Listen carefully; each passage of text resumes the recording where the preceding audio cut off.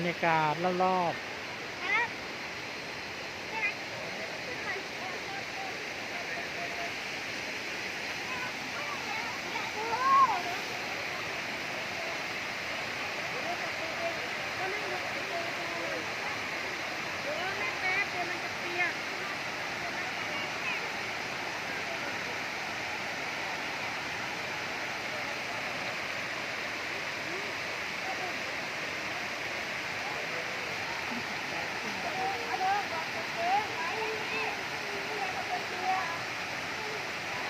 ก้าวข้างบนดิ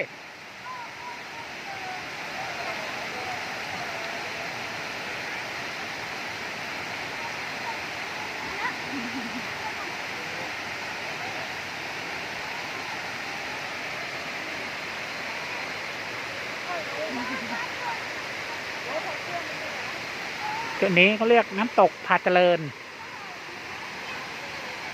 น้ำใสเย็น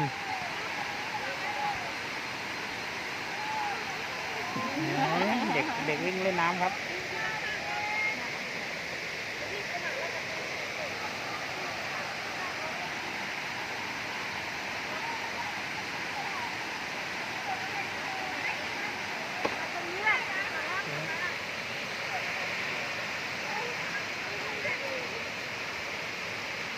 เย็นมากๆ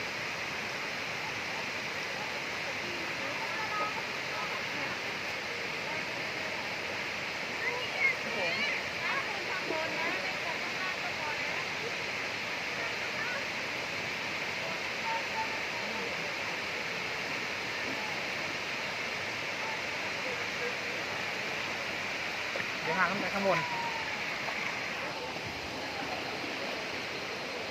ฝั่งน้ำเอาไปด้วยนะ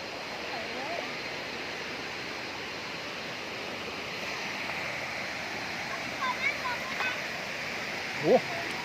น้ำอย่างเย็นครับน้ำเย็นมากๆ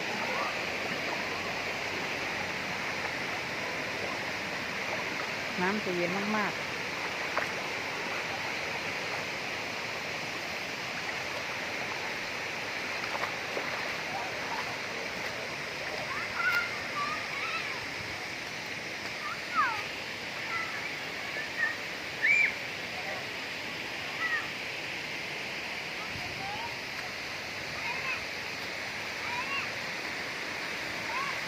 เย็นไหม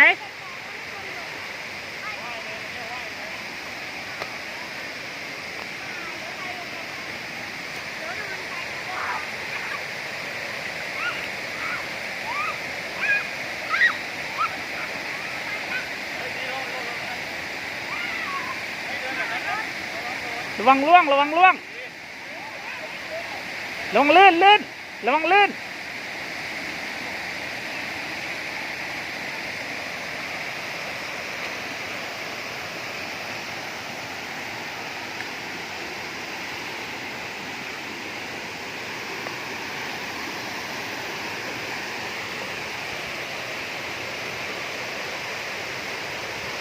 ใสและเย็นมาก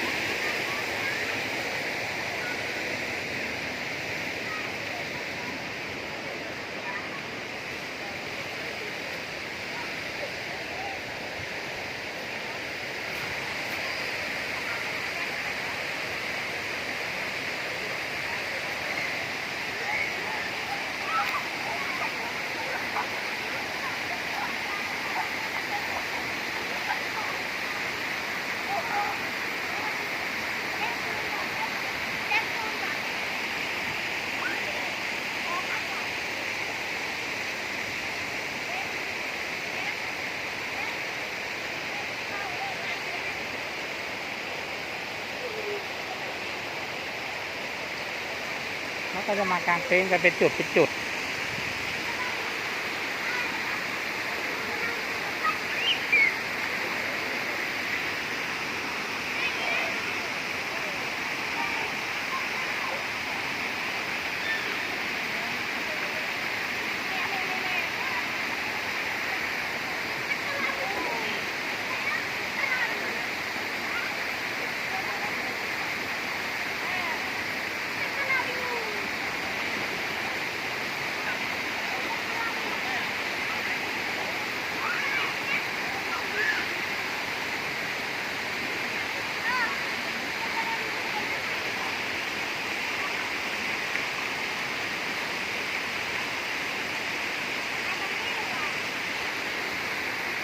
เย็นไหมก้าว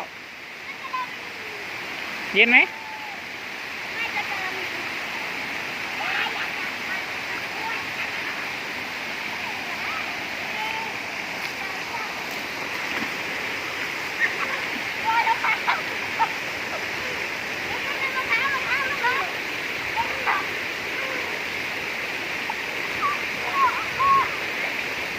เอาละครับเกิดศึกสู้กันแล้ว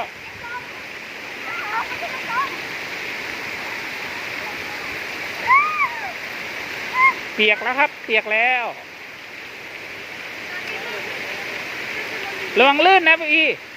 ระวังใกล้ๆมันลื่นนะก้าว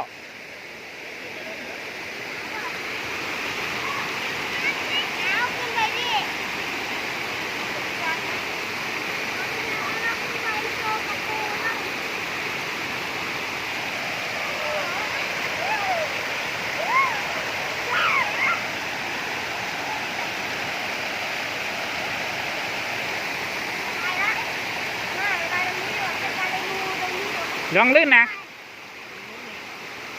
ไปตรงนู้นก็ได้โน่นก้าวไปกับน้ำนะเห็นไหม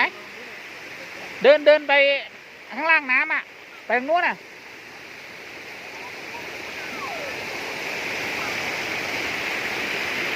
หนาวเย็นมากๆ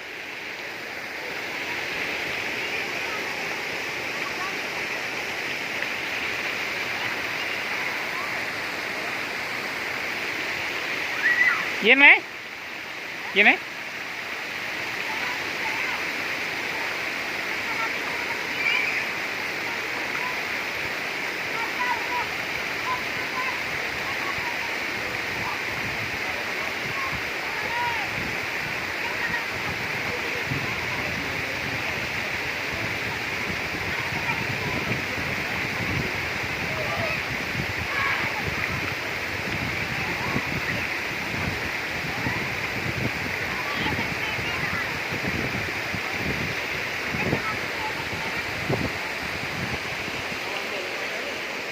ขนาดช่วงนี้เป็นเวลาบ่าย